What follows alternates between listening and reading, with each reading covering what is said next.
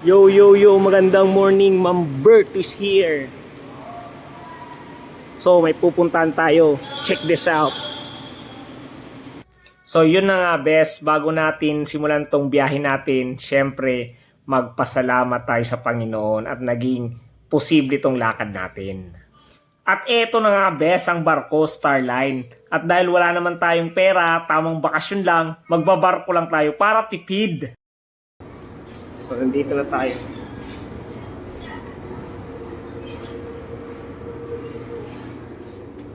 So, eto na tayo sa kwarto natin, mga bes. Magkakabil lang tayo kasi 2,000 plus lang to, bes. Napakatipid. Wala kasi tayong pera, di tayo mayaman. Diba?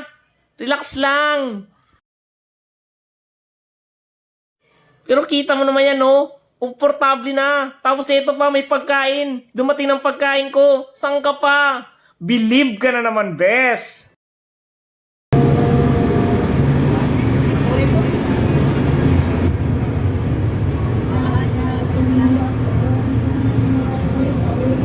At eto na nga ang pinakahihintay natin. Umalis na sa Batangas Port yung barko natin. 10 hours ang biyahe natin, mga bes. Kaya mag-enjoy tayo. Tara na! Oh, ano na naman? Baka Mamberto yan, di ba? At pagkagising mo ng kinabukasan, ayan o, Port of Katiklan na. Kaya siguro may idea na kayo kung saan tayo pupunta. Siyempre sa Boracay, ginanon lang, best. Ginanon lang ni Mamberto.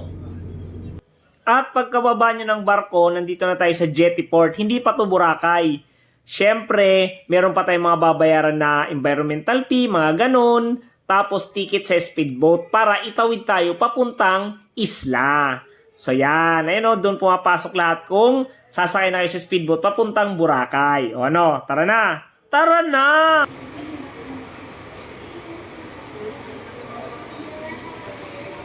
Eto na, bes, sasakay na tayo ng speedboat. 50 pesos yung pamasahe dito. Ayan. So sa pagpabalik-balik natin ng Boracay, bes, hindi na tayo nag-i-agency. Sariling sikap na lang kasi alam ko na rin ang mga gagawin. O, di ba? Believe ka na naman. O, ayan na, itatawid na tayo ng isla ng Boracay. Ayan, lahat yan, magbabakasyon. Yung iba nagtatrabaho. Halo-halo kayo dyan, pero mas marami nagbabakasyon dyan. So tara na. So, eto na. Pagkadating nyo ng isla, magta-tricycle pa kayo papuntang hotel nyo. Ginanon lang ni Mamberto. Alam na ni Mamberto ang gagawin. Kaya, tipid na tipid, mga bes. Ayan o, nag-tricycle lang tayo. Walang sumundo sa atin. At pagkababa namin ng e-trike, eto na ang hotel. Henan Lagoon Resort. Diba nagbarko lang tayo para tipid? Pero tingnan mo naman yung kinuha nating hotel. Tingnan mo ang bungad sa'yo. Napakalaking swimming pool na napakaganda. Mamberto, magkano presyo dyan? Ikaw na lang tumingin kasi nakakalula. Charot! Tingnan natin kung gaano kaganda. Wow! Tingnan mo naman yan, bes. Wow! Bes, ginanon lang. Kita mo naman, nandito ko sa Boracay. Diba, bes? Ito mo kung gaano kaganda. Tingnan natin dito sa balcony. Uy! Tingnan mo naman yan, bes. Baka Mamberto yan. Believe ka na naman.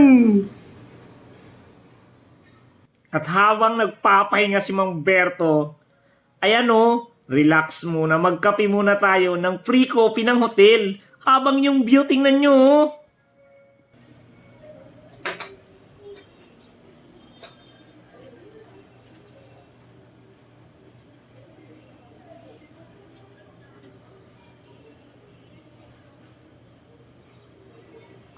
At dadalhin ko naman kayo dito talaga sa dinadayo ng lahat.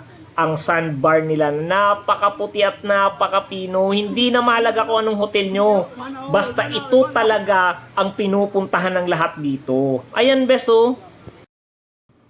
So, paano, bes?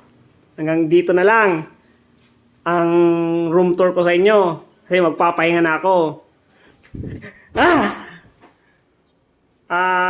Sino ka nga ulit? Baka Mamberto yan. Believe ka na naman. Ginanon lang, bes, ang Boracay. Ginanon lang.